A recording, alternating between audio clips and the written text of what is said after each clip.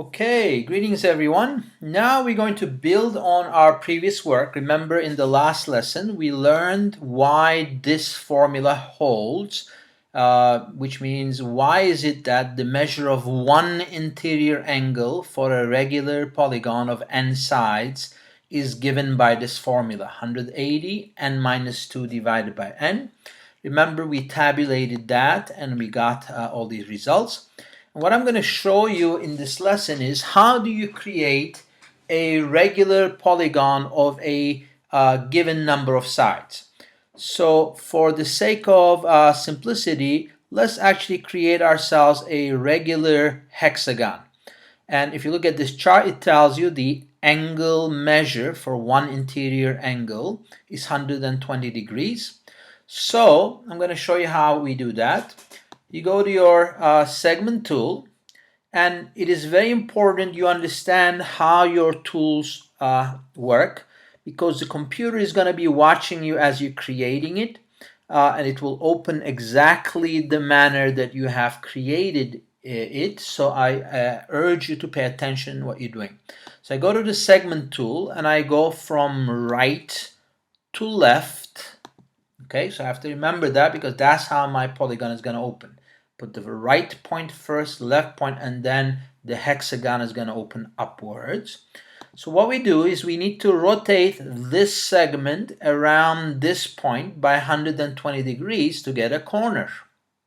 Okay, so the way we do that, we double click on the left end point, select the entire thing, go to go to transform, rotate, and by default it gives you 90 degrees. So if you were making a square, this is quite good, but for a regular hexagon we need 120 degrees. So here it is. Okay, so if you don't believe this, you're always welcome to do a check. I'm gonna just quickly measure the angle, and you're gonna notice that it is indeed 120 degrees. Okay, I'm gonna get rid of this because I'm gonna make this into a tool, and I don't want to actually have names of my vertices or anything that feels unclean. So I'm just gonna get rid of it.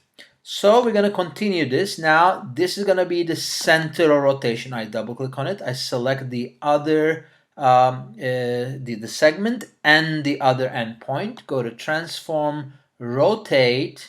Again, it will remember you did 120 degrees last time, so we're gonna keep doing this. Double click, select the other endpoint. This is something very important you should not forget. And soon you're going to come to a point where you're almost done. And when we are in the last phase, I like to finish things off with just a regular segment rather than a rotation. At this point, please test your tool. How is it working? So here it is. It is probably a good idea to color the interior of the polygon because you're going to maybe do tessellations with this in a second. So I'm going to go to my, let me do that again. Oops. I'm going to go to my Polygon tool. Because you already have the sides, you could just select this first option here. You just put the vertices in order, and you're going to get an interior weaved here. It's important to note that when you're done, you have to double click to indicate that you're done. I urge you to give it a color that you care about. So maybe you want it to be, I don't know, purple or something like that. And test that it is dynamic. It's always a good idea to test your tool. But now the beauty of this is once you have created this and have selected this, you could add this into your tool, custom tools. So you can go to create new tool. I'm going to call this regular hexagon. And I can actually now get rid of this and use my regular hexagon, and observe I go from right to left, it opens. And you could have fun with this, creating a tessellation of sorts. Tessellations will have another session about that. It basically means tiling. covering the two-dimensional space plane with polygons that leave no gaps. So when you look at a point, the polygons completely cover the vicinity of this point without leaving any gaps. So in this manner, you will be able to see how is it possible to create something like a beehive. The bees in nature have cleverly understood, maybe through evolution, how to create this really beautiful structure to store their food, to live, etc.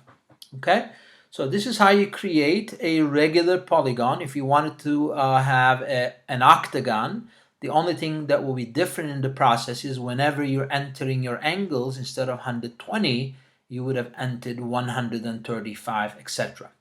So what I recommend before you go any further is create yourself, and I'll show you what it would look like, a bunch of custom tools that range from a regular triangle, regular quad, pentagon, all the way to a dodecagon, so that you could have fun with this when we are doing tessellations.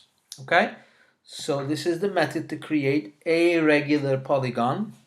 You can use these ideas that you learned here to create all of these regular polygons, and then you're ready to explore some tessellations. Alrighty, I hope you had a good time. Enjoy.